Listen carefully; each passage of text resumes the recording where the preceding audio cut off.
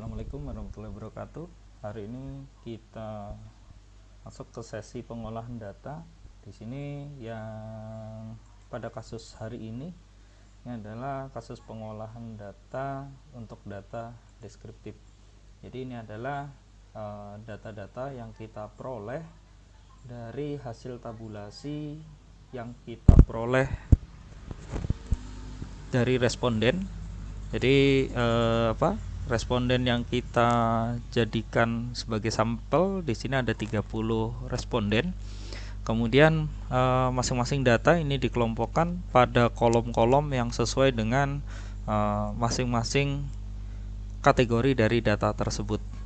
Jadi di sini sebelum kita melakukan pengolahan data, kita harus memastikan dulu data tersebut memang bisa kita olah. Maksudnya kita sebelum kita melakukan pengolahan data, kita cek dulu masing-masing data ini apakah nanti label yang diberikan itu sudah sesuai atau belum. Di sini akan kita ambil contoh untuk satu kolom. Di sini untuk jenis kelamin ya. Biasanya data-data yang seperti jenis kelamin, kemudian pendidikan, ini apabila kuesioner yang digunakan ini sifatnya terbuka, maka nanti tidak ada label yang sifatnya pasti karena pertanyaannya adalah terbuka. Jadi contohnya kalau untuk pendidikan saja, kalau yang ditanya ini mungkin umurnya lebih tua, kemudian kalau dulu namanya mungkin masih SR ya, sekolah rakyat, kalau sekarang itu setaranya apa. Jadi saat kita tidak membuat label-label yang sesuai, maka nanti enumerator pun akan mengisi sesuai dengan jawaban dari responden. Kita ambil contoh di sini untuk yang jenis kelamin dulu.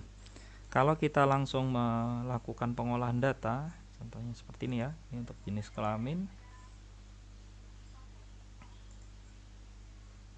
Nah, di sini pada bagian ini, pada bagian frekuensi tabel, bisa dilihat di sini ada label yang bermacam-macam. Di sini ada 4 label. Satu labelnya adalah laki-laki, kemudian perempuan, kemudian ada pria, ada wanita.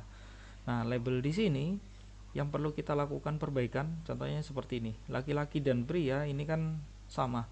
Jadi dari sisi nominal ya. Nominal ini artinya pembeda. Jadi laki-laki dan perempuan itu kan pembeda. Di sini untuk laki-laki dan pria di sini kita masukkan dalam satu label yang sama.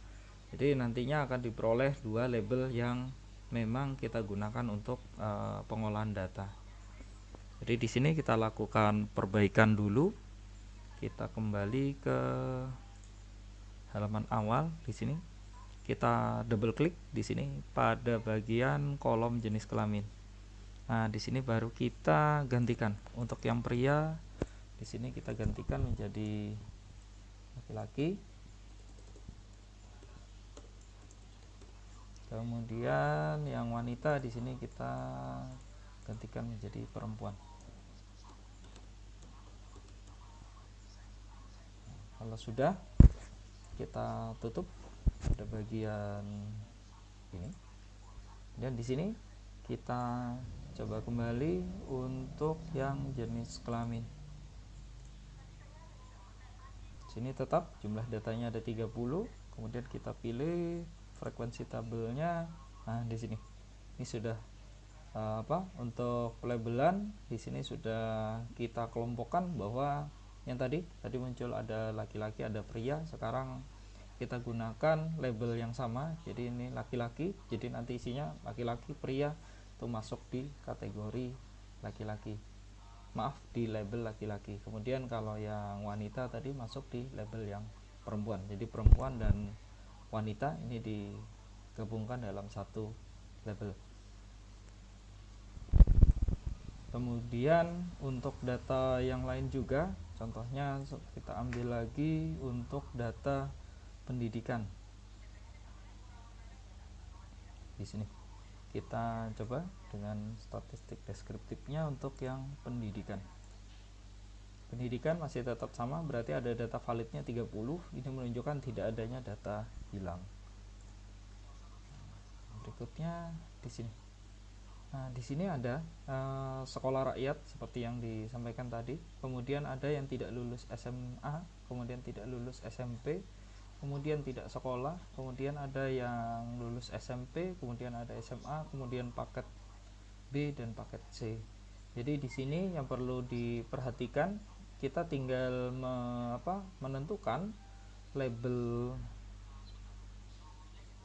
label yang ada ini kita satukan dulu. Kalau dia sifatnya sama, contohnya seperti ini, tidak lulus SMA, berarti dia belum menyelesaikan atau tidak mendapatkan ijazah SMA. Jadi berarti di sini tingkat pendidikannya adalah setara dengan SMP, karena tidak lulus SMA ini bisa jadi dia sudah masuk SMA tapi dia belum tidak lulus kelas 1, atau dia keluar, atau dia kelas 2 kemudian tidak menyelesaikan terus dia keluar, atau bahkan sudah di kelas 3 ternyata tidak menyelesaikan pendidikan SMA-nya karena ada sesuatu dan lain hal kemudian dia keluar. Maka di sini yang kita ambil itu adalah ijazah tertingginya. Jadi kalau tidak lulus SMA berarti dia kita kelompokkan ke yang SMP. Jadi ini adalah tingkat pendidikan terakhir atau ijazah terakhir yang dia pegang. Jadi di sini perlu diberikan keterangan dulu bahwa yang tidak lulus SMA itu nanti akan dikelompokkan di SMP. Kalau kita masukkan ke SMA, di sini tidak mungkin karena yang SMA ini adalah siswa yang telah lulus dan telah menyelesaikan pendidikan SMA-nya. Demikian untuk pengolahan data. Jadi sebelum kita melakukan pengolahan data, yang perlu kita cek kembali ini adalah data-data yang ada di tabulasi. Kemudian kita cek kembali apakah pelabelannya itu sudah sesuai atau belum. Kemudian apakah pengelompokan dari label tersebut sudah sesuai dengan penelitian kita atau belum.